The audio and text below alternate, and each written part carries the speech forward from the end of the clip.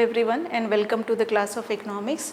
So today we will start with third chapter, that is demand, and this is part 1, and these are the contents which we are going to finish today, that is meaning of demand, determinants of demand, demand function and demand schedule.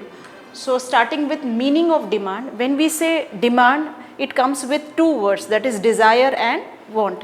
When we say desire, it's mere desire, that is mere wish to purchase something or to have something, but you are not backed up with ability to purchase. Okay, when we say want, it's just again a wish that you want something. It can be any kind of goods or commodity. But when we say demand, it has a broader meaning, has a wider meaning. So demand is a quantity of a commodity which a consumer wishes to purchase at a given level of price. That means whatever price that particular commodity carries, so at that particular price, when consumer show his wish to purchase or willingness to purchase that goods, and during a specified period of time with the available income or with his available level of income, so that is demand. And this demand is the principle, that is main force that drives the economic growth of a nation.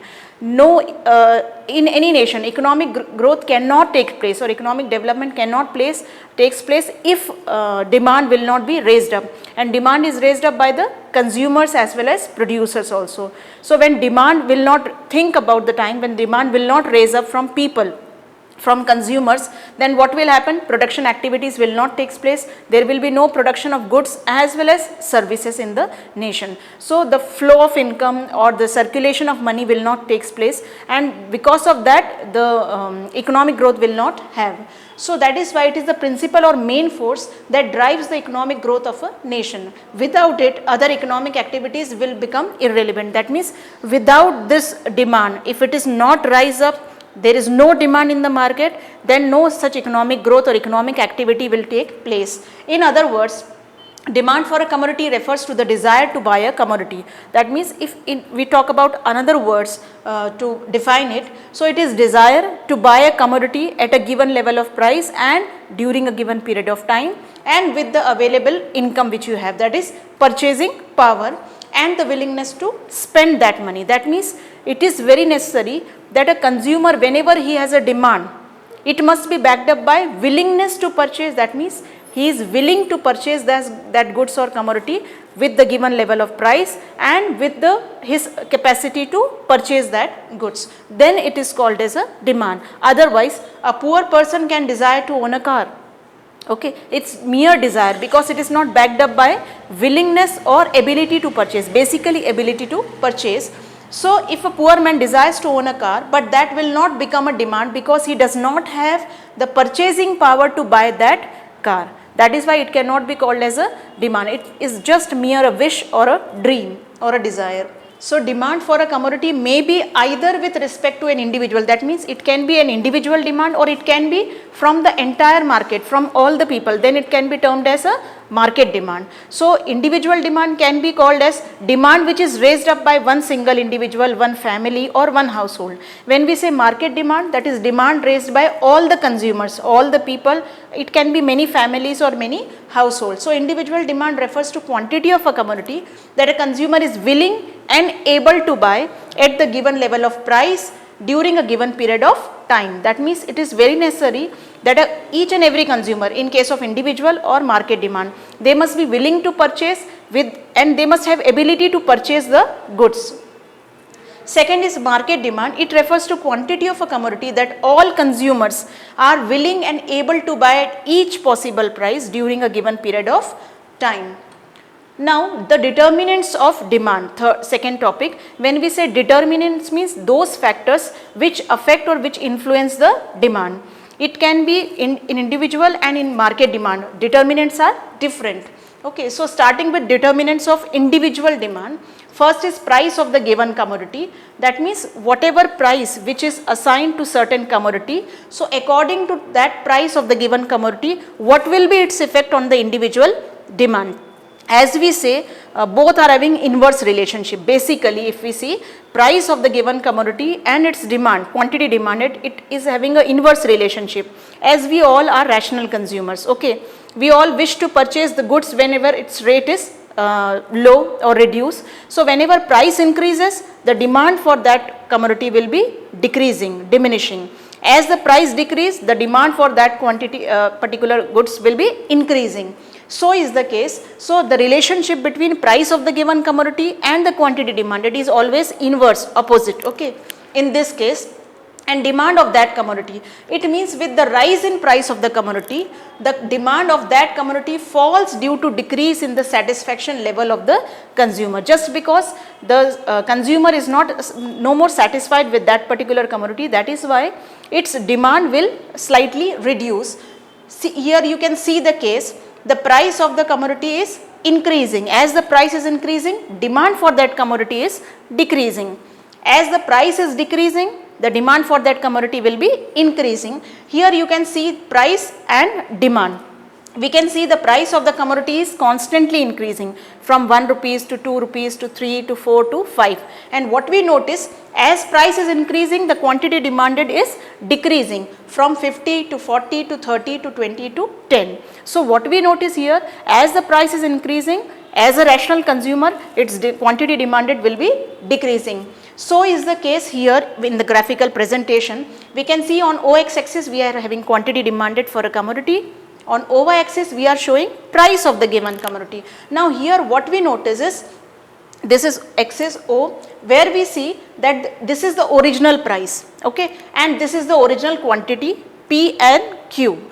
As the price is increasing, the arrow shows that as the price is increasing from OP to OP1, what we notice, price is increasing, quantity demanded is decreasing. This arrow is showing the leftward movement. When we say leftward movement, that means something which is decreasing or reducing. When it is rightward movement, we can say that something which is increasing. So as the price is increased from P to P1, and what we notice, the quantity demanded which decreases from Q to Q1. As price is falling from OP to P2, okay. So what we notice, the quantity demanded is increasing from Q to Q2. So what we notice here in price of the given commodity, as price is increasing, there is a general relation, it is an inverse relationship, that quantity demanded will be decreasing. Now second is the case of price of substitute goods. Just like price of the given commodity, we have second case of price of related goods. Now related goods can be of two kinds, substitute and complementary goods. When we say substitute goods, means those goods which are of similar nature. It can be tea and coffee, okay. So bread and tea and coffee, this is substitute goods. In case of complementary goods, any one good cannot be or any satisfaction cannot be achieved without the other. It can be the case of bread and butter. So first, starting with substitute goods. Substitute goods are those goods which can be used in place of another good and give the same satisfaction to a consumer.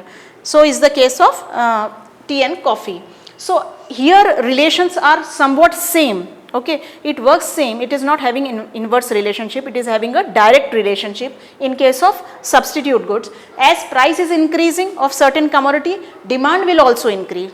Price of substitute good will decrease, demand for that commodity will also decrease. So here it is having a direct relationship.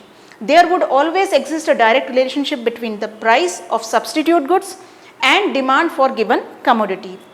It means with an increase in price of substitute good, the demand for that commodity will also rise and vice versa. For example, Pepsi and Coke, okay, Pepsi and Coke or Pepsi and Coca-Cola, there can be many similar or substitute kind of goods which are available in the market.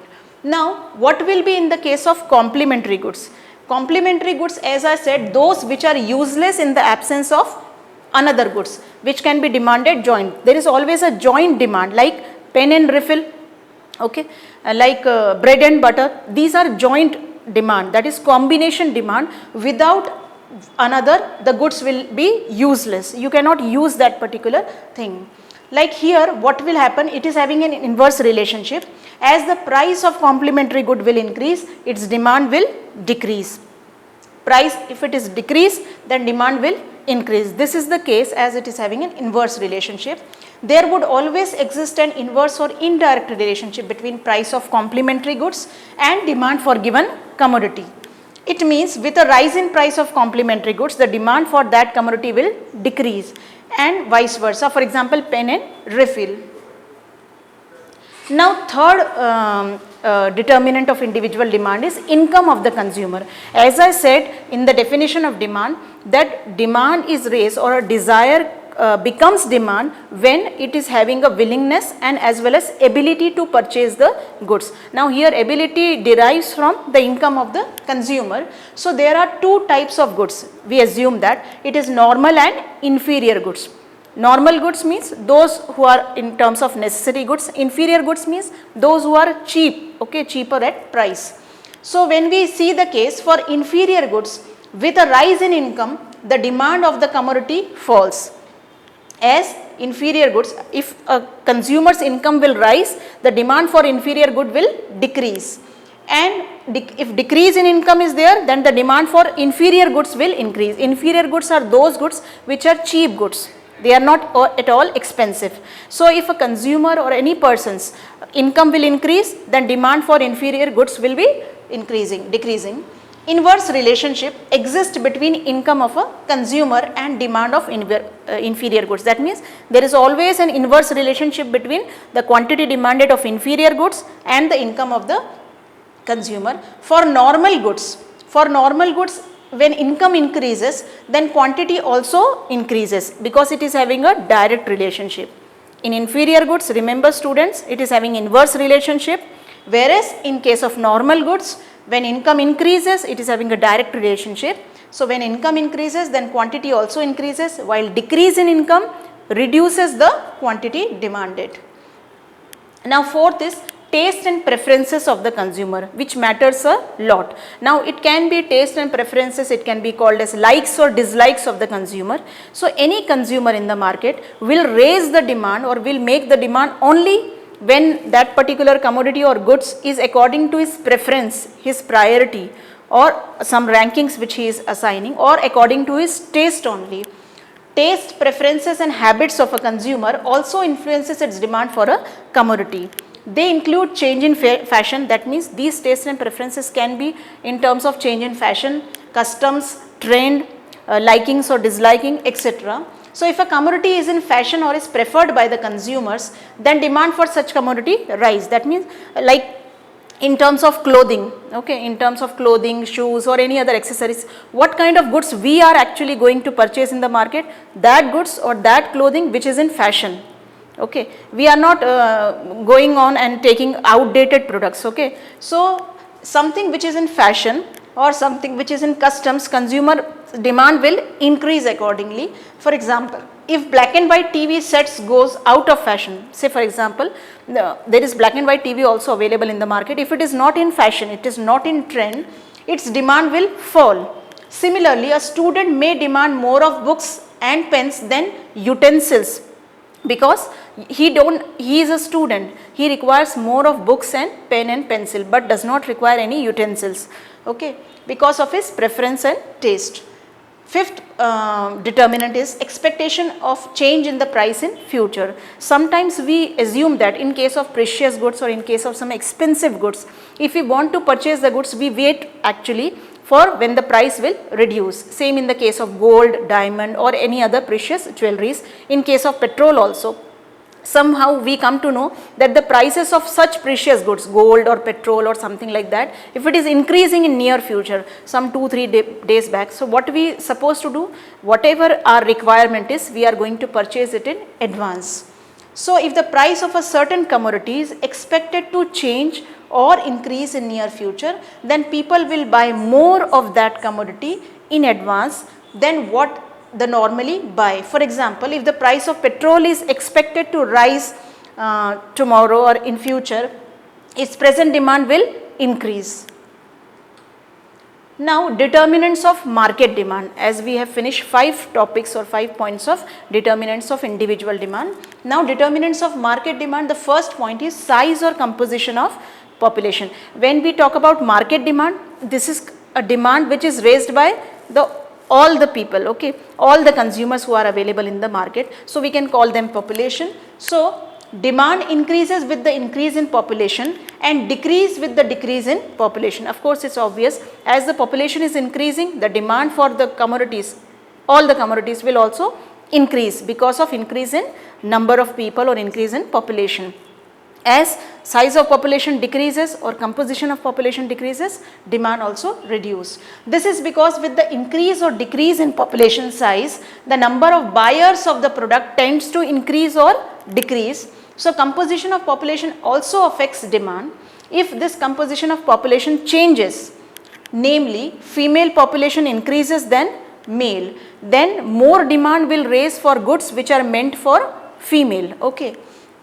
Next determinant is distribution of income. We always used to say that unequal distribution of income is there if in the society, then it will affect the demand pattern also. If equal distribution of income will be there, income and wealth in the population, then the demand will raise properly equally. Market demand is also influenced by change in distribution of income in the society. Now here basically distribution of income means some are belonging to rich section and some are belonging to poor sections. So all three sections, rich class, middle class and poor class, all are not belonging to same class or same section, whereby they are all enjoying good level or same level of income. There are differences, rich section, middle section and lower classes. So if income is not equally distributed, there will be less demand. If income is equally distributed among all the population, then there will be more demand and equal demand can be raised up. Next determinant can be season and weather. That means there can be changes in season and weather, and as a consumer we try to purchase those goods which we require in a particular season. Say for example in rainy season or monsoon season we require more of umbrellas and raincoat, whereas in winter season we require more of woolen clothes. So the seasonal and weather condition or changes in that also affect the market demand for a commodity. Now next topic is demand function. As we discuss individual meaning of demand, individual demand, market demand. Now how this demand actually functions. So demand function shows the relationship between quantity demanded for a particular commodity and the factors that are influencing it. Basically here we will study that all those factors which affect the demand for a particular commodity. First is the case of individual demand function, and when we say all the factors, basically we have two kinds of demand, individual and market demand. So individual demand function refers to the functional relationship between individual demand and the factors affecting the individual demand, and this is the case we can see that dx, that is demand for a particular commodity, say x, so it is having a functional relationship of price of x, price of related goods. Now here we can see D of x here stands for demand for a commodity, that is commodity is x, we assume that. P of R, that is price of related goods. T stands for taste and preferences. P of x stands for price of the given commodity x. Y for income of the consumer, and M miscellaneous can be some of the assumptions or some of the determinants. So all these determinants jointly contribute to the changes in the individual demand. Second can be market demand functions. As I said that we have two kinds of demand, individual and market demand. So function can be of individual demand function, which we discuss, and market demand function. In function we are actually, what I am going to describe is all those factors which influence the individual demand and market demand. Now here market demand function refers to the functional relationship between market demand and the factors which are affecting market demand, and the factors which are affecting this kind of equation we will get, where D of x stands for demand for commodity x, P of R, that is price of related goods, T for taste and preferences, P of O, that is population size and its composition, just now we did in the previous slides. P of x, that is price of the given commodity x, Y stands for income of the consumer, M for miscellaneous, and D for distribution of income. So all these factors jointly affect the market demand. Now next is demand schedule. When we say schedule means it is in tabular form, that is tabular presentation like this. So it is a table showing different quantities having demanded of a given commodity at various levels of price. Here you can see this is price and this is quantity demanded of commodity x in units. So what we notice here, there are various levels of price which is in increasing mode from 10 rupees to 20 to 30 to 40 to 50. That means price is constantly increasing. But what is its effect on the quantity demanded of commodity? That is the quantity demanded, it is decreasing in effect with the increase in the price. So which is a common thing which we notice is, or demand theory which we notice is, that as a price is increasing, the quantity demanded is also decreasing with that.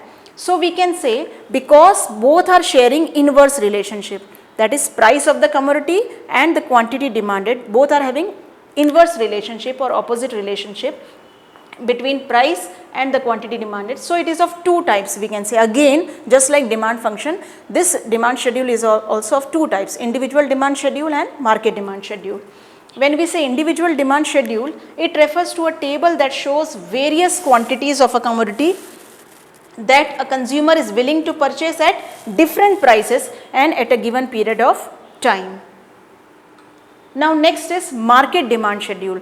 As I said, in market demand schedule, we assume that all the consumers together raise the demand. Okay, so it is market demand. It can be demand from various households, but here in this tabular presentation we cannot have population which is raised by all the people. So we assume, for our convenience, we took only two households, that is household A and household B, for our convenience only. So market demand schedule, it is a tabular statement showing various quantities of a commodity that all the consumers are willing to buy at various levels of price, and it is the sum of all individual demand. Together, for market demand we can say it is sum or total of various individual demand. That means sum or total of all the individuals. If we add them, we will get market demand. Okay. So market demand schedule can be expressed as D of M, that is market demand, is equal to demand of A plus demand of B plus demand of C, D, E, F. Now this A, B, C, D, E, F are different individuals. So when we add different individuals' demand, we will get market demand. Okay. So where DM is the market demand, DA plus DB are the individual demands of household A, household B, household C, and so on. The tabular presentation, you can see there are three columns: price, which we see is constantly increasing.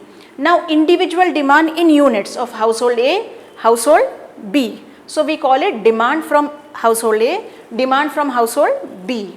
So what we notice, that the quantity demanded in resultant with increase in price of household A, it is decreasing. Same thing happens with household B also. Because of increase in prices, the demand of household B is also decreasing. From 62 it becomes 20. What we notice in market demand, so what we did here, we added demand which is raised from household A and household B, that is 50 plus 60, it is 110, 40 plus 50, it is 90, and so on. When we add demand which is raised of quantity household A and household B, or we can say quantity demanded of household A and household B, if we add them, all of them individually, we can get this answer. And what we notice here, that the quantity demanded or market demand, okay, of various household, which is again decreasing because of increase in the prices. So this is the case of market demand schedule. So dear student, today this much only. In the next video we will meet again with some new concepts. Till then, thank you.